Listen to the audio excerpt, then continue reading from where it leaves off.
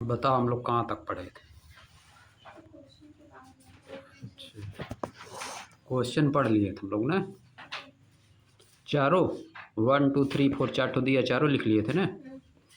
चलो तो अच्छा, तो आ जाओ, देखो न्यूट्रिशन क्या होता है।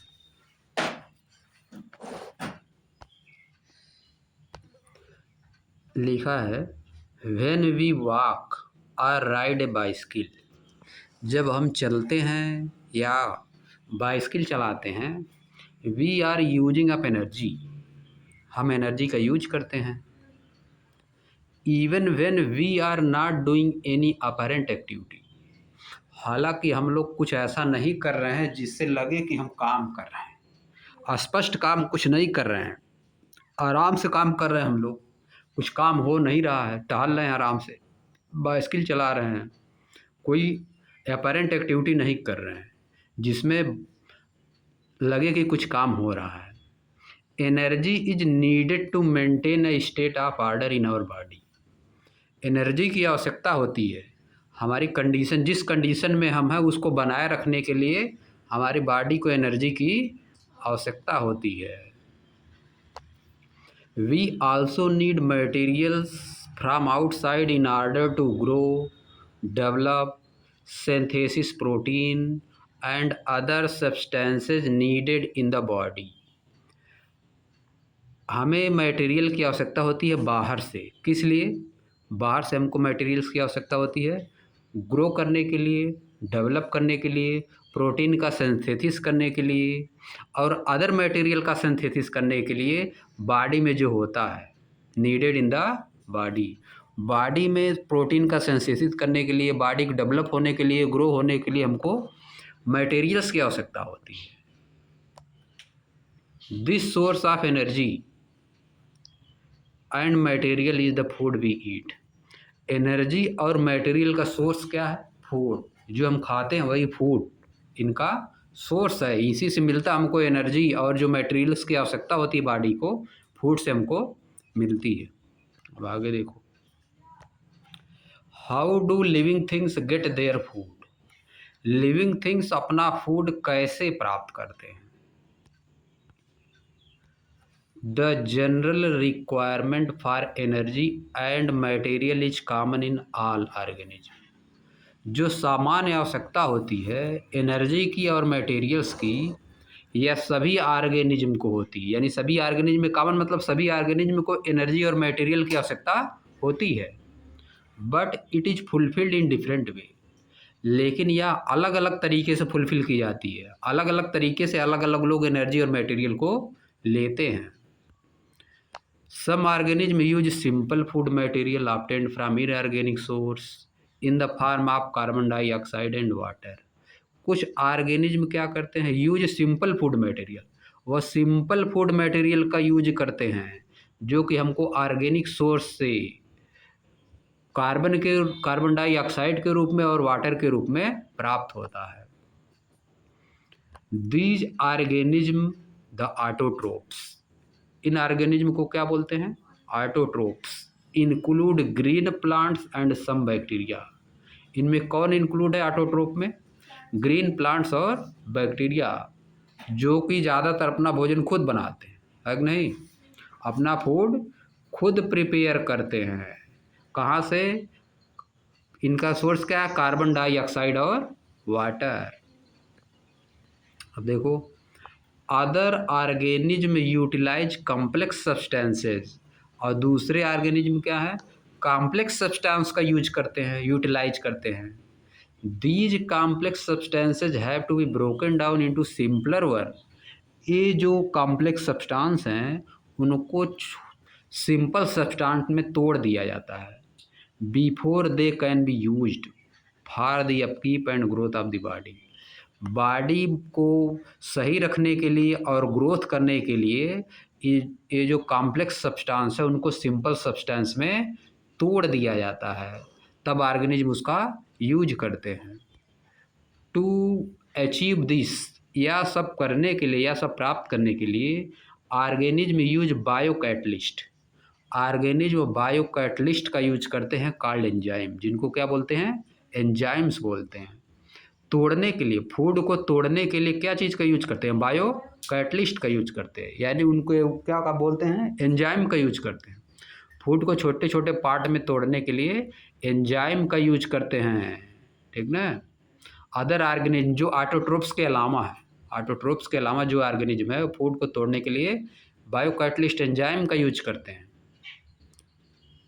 अब देखो, दस द हेट्रोट्रोप्स सर्वाइवल डिपेंड डायरेक्टली और इनडायरेक्टली ऑन ऑटोट्रोप्स। इस प्रकार जो हेट्रोट्रोप्स हैं, यानी ग्रीन प्लांट और कुछ बैक्टीरिया के अलावा जो ग्रीन प्लांट्स और बैक्टीरिया क्या है, ऑटोट्रोप्स हैं। और हेट्रोट्रोप्स में क्या आते हैं, एनिमल्स आते हैं हेट्रोट्रोप्स में। ह्यूमन किस में, हेट्रोट्रोप्स में है, ये सब हेट्रोट्रोप्स में आते हैं। हेट्रोट्रोप्स किस पे डिपेंड होते हैं, ऑटोट्रोप्स पे। हेट्रोट्रोप्स सर्वाइवल डिपेंड डायरेक्टली या इनडायरेक्टली ऑन ऑटोट्रोप्स। हेट्रोट्रोप का सर्वाइवल ऑटोट्रोप्स पे डिपेंड होता है। अब देखो, हेट्रोटोपिक ऑर्गेनिज्म में क्या आते हैं, include animals and fungi.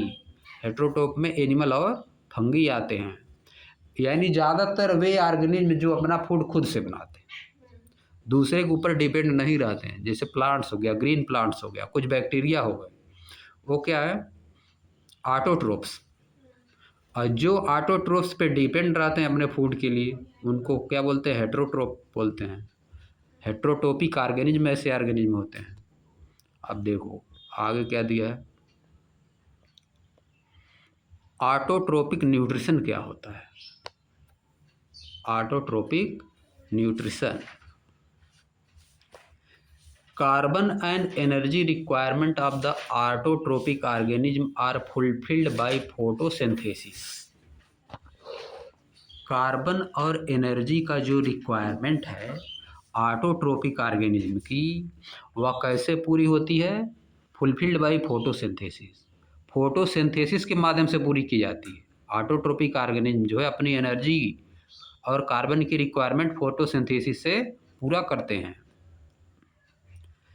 It is the process, या एक प्रोसेस है, बाई विच, जिसके द्वारा autotrophs take in substance from outside.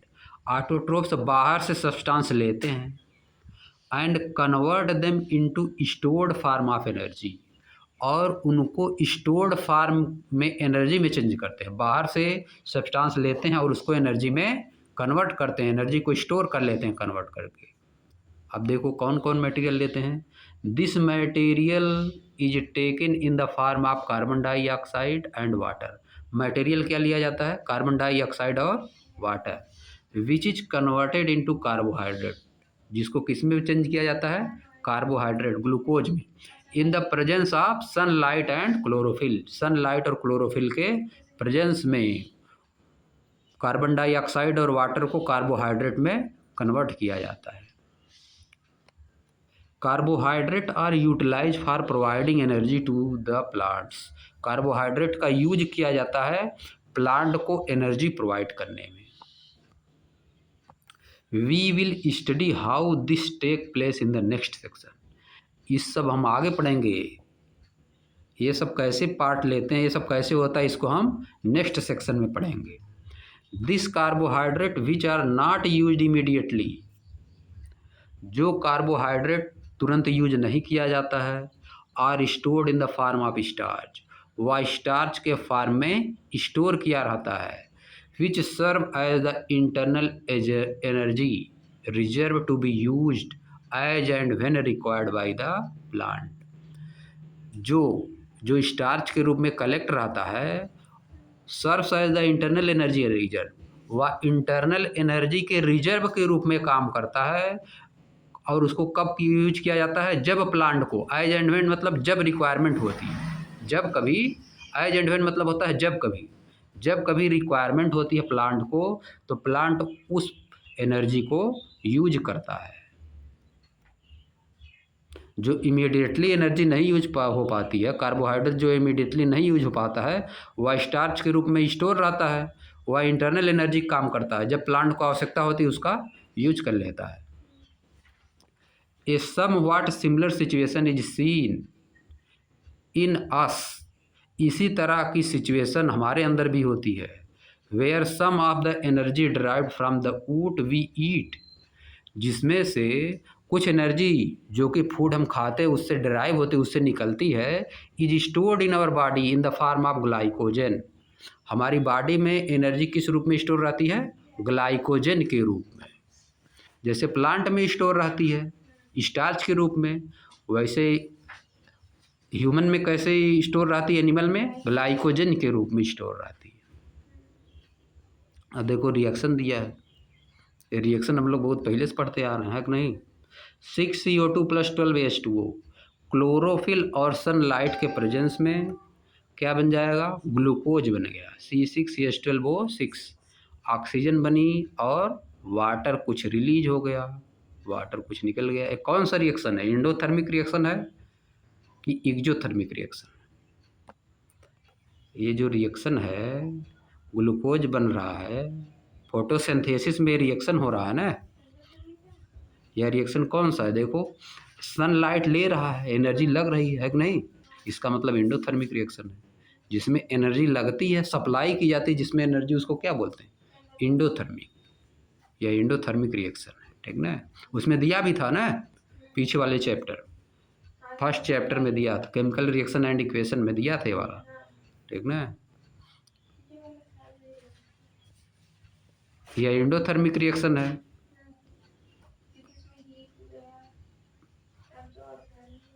इसमें हीट एब्जॉर्ब हो रही, हीट सप्लाई की जा रही है ना। अब देखो आगे, let us now see what actually happen. आइए देखते हैं एक्चुअली क्या होता है during the process of photosynthesis. Photosynthesis के प्रोसेस में एक्चुअली क्या होता है, ये उसको समझते हैं। The following event occurs during this process. नीचे दी गई इवेंट होती है, जो दिया है वन पॉइंट पॉइंट करके। क्या दिया है? Absorption of light energy by the chlorophyll. क्या होता है? लाइट एनर्जी का एब्जॉर्प्शन होता है। लाइट एनर्जी क्या की जाती है? एब्जॉर्ब की जाती है। क्लोरोफिल के द्वारा लाइट एनर्जी को एब्जॉर्ब किया जाता है। Conversion of light energy to chemical energy. Light energy का कन्वर्जन किस में होता है? केमिकल एनर्जी में। And splitting of water molecule into hydrogen and oxygen. और जो वाटर के मॉलिक्यूल होते हैं उनको हाइड्रोजन और ऑक्सीजन में स्प्लिट कर दिया जाता है, यानी तोड़ दिया जाता है, ब्रेक कर दिया जाता है। और क्या होता है? Reduction of carbon dioxide to carbohydrate. और कार्बन डाइऑक्साइड का रिडक्शन किस में होता है? कार्बोहाइड्रेट में होता है। कार्बन डाइऑक्साइड में रिडक्शन होता है। कार्बन डाइऑक्साइड में क्या होता है? रिडक्शन। तो क्या बन जाता है? कार्बोहाइड्रेट। यानी रिडक्शन हुआ तो यानी क्या, उसमें हाइड्रोजन ऐड हुआ, ऑक्सीडेशन रिडक्शन होता है ना। और देखो क्या हुआ, जिसमें ऑक्सीजन ऐड होता है उसको ऑक्सीडेशन बोला जाता है, जिसमें हाइड्रोजन ऐड होता है उसको रिडक्शन। याद करो, सुनो पहले, जिसमें हाइड्रोजन ऐड होगा उसको क्या बोलोगे? रिडक्शन। ऑक्सीजन ऐड हो रहा है तो ऑक्सीडेशन, ऑक्सीजन निकल रहा है तो रिडक्शन। लेकिन अगर हाइड्रोजन ऐड हो रहा है तो रिडक्शन होता है, ठीक ना। Reduction of carbon dioxide to carbohydrate. Carbon dioxide का रिडक्शन किस में हो रहा है? कार्बोहाइड्रेट में। क्यों हो रहा है? देखो उसमें हाइड्रोजन ऐड हो गया है। देखो कार्बन डाइऑक्साइड में हाइड्रोजन ऐड हुआ है ना, तभी ग्लूकोज बना। इसीलिए बोल रहा है reduction of carbon dioxide to carbohydrate. अगर किसी में हाइड्रोजन ऐड हो रहा है तो रिडक्शन होता है, हाइड्रोजन ऐड हो रहा है तो रिडक्शन। आगे देखो, these step need not take place one after the other immediately. कोई ज़रूरी नहीं कि स्टेप वाइज हो, एक स्टेप के बाद दूसरा स्टेप हो, या कोई ज़रूरी नहीं है। फॉर एग्जाम्पल के रूप में, desert plant take up carbon dioxide at night. जो डेजर्ट में प्लांट होते हैं वो कार्बन डाइऑक्साइड रात में लेते हैं, एंड प्रिपेयर एन इंटरमीडिएट, और एक इंटरमीडिएट बनाते हैं। इंटरमीडिएट मतलब बीच में कार्बन डाइऑक्साइड लेकर कुछ बनाते हैं। Which is acted upon by the energy absorbed by the chlorophyll during the day. जो इंटरमीडिएट बन रहा है वह काम करता, acted upon by the energy absorbed by the chlorophyll, जो एनर्जी क्लोरोफिल द्वारा दिन में एब्जॉर्ब की जाती है उस पर काम करता है। ठीक है, कार्बन डाइऑक्साइड रात में लेते हैं, कुछ इंटरमीडिएट बनाते हैं, वही इंटरमीडिएट जो क्लोरोफिल एनर्जी दिन में एब्जॉर्ब करता है उस पर काम करता है। फिर उससे क्या बनता है, ग्लूकोज बन जाता है। Let us see how each of the component of the above reaction are necessary for photosynthesis. आइए देखते हैं ऊपर के जो कंपोनेंट हैं फोटोसिंथेसिस रिएक्शन के लिए कैसे नेसेसरी हैं, कैसे आवश्यक है। अब देखो क्या दिया है, if you carefully observe a cross section of a leaf under the microscope, अगर आप किसी लीफ को, पत्ती को माइक्रोस्कोप से देखते हैं तो क्या दिखेगा, क्रॉस सेक्शन को, उसको लीफ के माइक्रोस्कोप से देखते हैं तो क्या दिखेगा, देखो बगल में दिखाया है 5.1 में जो दिख रहा है यही सब दिखेगा। अगर माइक्रोस्कोप से देखा जाए किसी भी लीफ के क्रॉस सेक्शन को तो यही सब दिखेगा जो यहाँ पे बना दिया है जितना चीज। अब देखो यू विल नोटिस, आप नोटिस करते हैं that the some cell contain green dots, कुछ सेल के पास ग्रीन डॉट्स होता है। माइक्रोस्कोप से देखने पे किसी लीफ को उसमें क्या दिखेगा, ग्रीन डॉट्स दिखेगा। अब उसको क्या बोलते हैं, these green dots are cell organelle called chloroplast. ये ग्रीन डॉट क्या होते हैं, सेल ऑर्गेनली, जो हम क्लास 9th में पढ़े हैं नहीं, सेल ऑर्गेनली क्लास 9th में हम लोग पढ़ चुके हैं ना। इन ग्रीन डॉट्स को क्या बोलते हैं, सेल ऑर्गेनली, और इनको क्या बोलते हैं, क्लोरोप्लास्ट। विच कंटेन क्लोरोफिल, जिसमें क्या होता है, क्लोरोफिल होता है। देखो बगल में बनाया क्लोरोप्लास्ट, जो छोटा छोटा है अंडे की तरह, वो क्लोरोप्लास्ट सेल ऑर्गेनली है, उसी में क्लोरोफिल होता है, उसी में क्लोरोफिल होता है। सेल ऑर्गेनली के अंदर, सेल ऑर्गेनली यानी क्लोरोप्लास्ट, उसी के अंदर होता है क्लोरोफिल। वही हेल्प करता है फूड बनाने में, फूड बनाने में वही हेल्प करता है। Let us do an activity, आइए एक एक्टिविटी करते हैं which demonstrate that chlorophyll is essential for photosynthesis, जो बता देगा, एक एक्टिविटी है जो हमको प्रदर्शित करके बता देगी कि फोटोसिंथेसिस के लिए क्लोरोफिल बहुत ही आवश्यक है। बिना क्लोरोफिल का फोटोसिंथेसिस नहीं हो पाएगा। अब देखो क्रॉस सेक्शन ऑफ लीफ देखने भी माइक्रोस्कोप से इतना चीज़ें दिखती है। Cross section of leaf, midrib देखो बीच में है, ये सब पीछे क्लास में रहा होगा ना, मिडरिप। अब देखो मिडरिप जो सबसे बीच में होता है ना, पत्ती का जो सबसे बीच वाला पार्ट होता है, दो पार्ट में बटी होती है, जो बीच वाला पार्ट होता है उसको बोला जाता है मिडरिप। बीच वाले पार्ट को मिडरिप, और जो बगल में है, हाँ उसी से अटैच है, जो उसका पार्ट है लैमिना या लीफ ब्लेड उसको बोला जाता है। और देखो उसमें जो छोटा छोटा पार्ट रहता है उसको क्या बोला जाता है, वेन। फ्लोएम, ये तो टिश्यू है, फ्लोएम क्या ले जाता है, मिनरल्स। फ्लोएम मतलब भोजन ले जाता है, फ्लोएम क्या ले जाता है, भोजन। पत्तियां जब बना देती हैं, लीफ जब फोटोसिंथेसिस से ग्लूकोज बना देती हैं उसको लेके जाता है, और जाइलम लेके जाता है नीचे से, रूट से विभिन्न पार्ट में पहुंचाता है वाटर और मिनरल्स, जो भी सॉइल से खींच के लेके जाता है सब, ठीक ना। तब फूड बनता है, फूड वहाँ से फ्लोएम डिफरेंट पार्ट में पहुँचाता है। समझ गई बात। आप देखो क्या लिखा है आगे। अब ये सब देखो वैक्सीक्यूटाइल लिखा है, अपर एपिडर्मिस, ये सब देखने पे दिखेगा। क्लोरोप्लास्ट, एयर स्पेस जो जगह दिख रही है गार्ड सेल होती है जो सुरक्षित करती हैं। लोअर एपिडर्मिस अपर एपिडर्मिस दोनों देखो होता है, काटने में दिखता है सब, ठीक ना।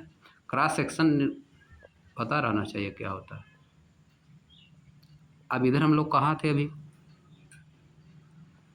Chlorophyll is essential for photosynthesis. आप देखो एक्टिविटी आ जाओ, एक्टिविटी 5.1 पे आ जाओ। क्या दिया इसमें? Take a potted plant with variegated leaves. एक पॉटेड प्लांट लीजिए, मतलब बर्तन में जो लगा हुआ प्लांट, लगा हुआ पॉटेड प्लांट मतलब लगा हुआ प्लांट, जो नहीं लगा दिया जाता गमले वमले में, उसी को बोला जाता है। Take a potted plant with variegated leaves. अब वेरीगेटेड लीव्स क्या होता है? वेरीगेटेड मतलब डिफरेंट डिफरेंट कलर, लीव्स में उसके डिफरेंट डिफरेंट कलर रहेगा, उसी को बोला जाता है वेरीगेटेड लीव्स। जैसे देखो यहाँ पे दो कलर है, एक ग्रीन है एक येलो है कि नहीं। ये वाला ये क्या है?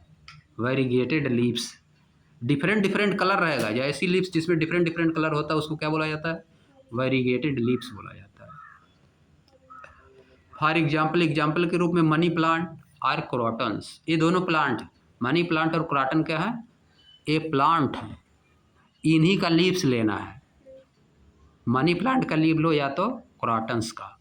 ये दोनों प्लांट की लीव जो है डिफरेंट डिफरेंट कलर का होता है। इन दोनों प्लांट की लीव्स क्या होती है? वेरीगेटेड लीव्स होती है। बहुत से प्लांट ऐसे होते हैं उनका केवल एक ही कलर का होता है, जैसे ग्रीन कलर का है कि नहीं। लेकिन कुछ प्लांट ऐसे होते हैं जिसमें वेरीगेटेड लीव्स होती हैं, उस तरह की लीव्स को लेना है हमको। Keep the plant in dark room for 3 days. 3 दिन के लिए डार्क रूम में रखिए। So that all starch get used up, ताकि पूरा स्टार्च यूज हो जाए, ख़त्म हो जाए, स्टार्च न बचे लीव्स में। Now keep the plant in sunlight for about 6 hour. अब जो है 6 घंटे के लिए, 6 आवर के लिए प्लांट को सनलाइट में रख दीजिए। अब क्या कर रहा है? Pluck a leaf from plants. एक लीफ तोड़ लीजिए, प्लांट से एक लीफ तोड़ लीजिए। Mark the green area in it. इसमें जो ग्रीन एरिया उसको मार्क करिए। And trace them on a sheet of paper. और उसको शीट ऑफ एक पेपर पे खींच लीजिए, एक पेपर पे बना लीजिए। Dip the leaf in the boiling water for a few minute. कुछ समय के लिए, कुछ मिनट के लिए लीफ को बॉइलिंग वाटर में डुबा दीजिए। अब नहीं, उबलते हुए पानी में डुबा दीजिए। आफ्टर दिस, इसके बाद क्या करना है? Immerse it in a beaker containing alcohol. इसके बाद इसको पत्ती को क्या करना है? एल्कोहल वाले बीकर में, ऐसा बीकर जिसमें एल्कोहल है उसमें डुबा दीजिए, उसमें डुबा दीजिए।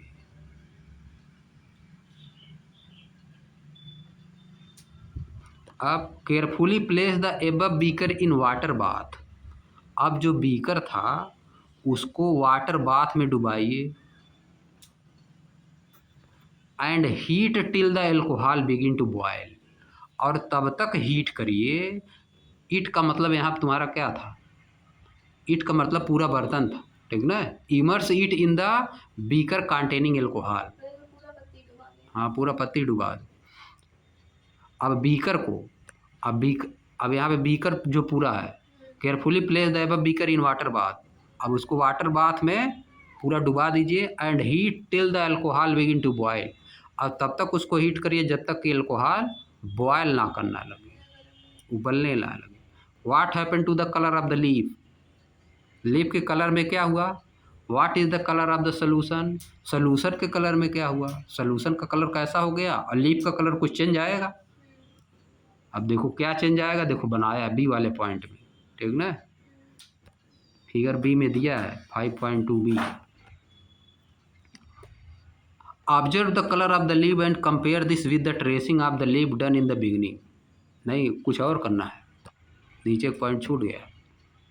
नाउ डिप द लीफ, अब नहीं, now dip the leaf in the dilute solution of iodine for a few minute. अब लीफ को फिर डुबाना है डाइल्यूट सोल्यूशन में, आयोडीन के डाइल्यूट सोल्यूशन में लीफ को फिर डुबाना है। अब फिर क्या करना है, take out the leaf and rinse off the iodine solution. अब लीफ को बाहर निकालिए, आयोडीन सोल्यूशन में डाल के लीफ को अब बाहर निकालिए। और राइंस ऑफ द आयोडीन सोल्यूशन मतलब लीफ पर से जो आयोडीन का सोल्यूशन है उसको राइंस ऑफ कर दीजिए। राइंस ऑफ मतलब साफ कर दीजिए, क्लियर करना। राइंस ऑफ मतलब क्लियर करना, ठीक ना। दांत के अंदर दांत राइन साफ किया जाता है केमिकल लगा, ठीक ना। राइन साफ मतलब सफाई करना, साफ एकदम कर देना, क्लियर कर देना, ठीक ना। अब देखो आगे,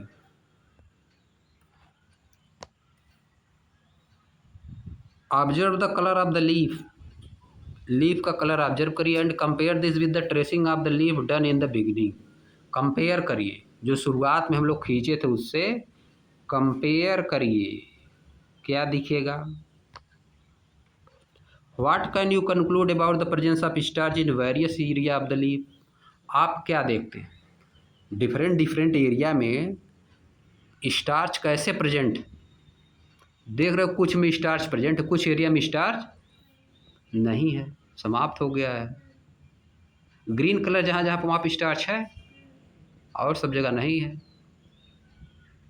यही एक्टिविटी करा रहा है, ठीक ना। अब नीचे क्या दिया है,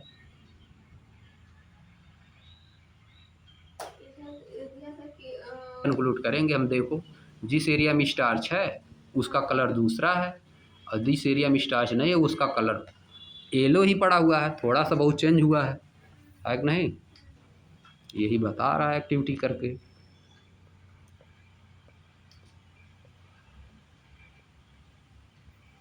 अब देखो आगे क्या है,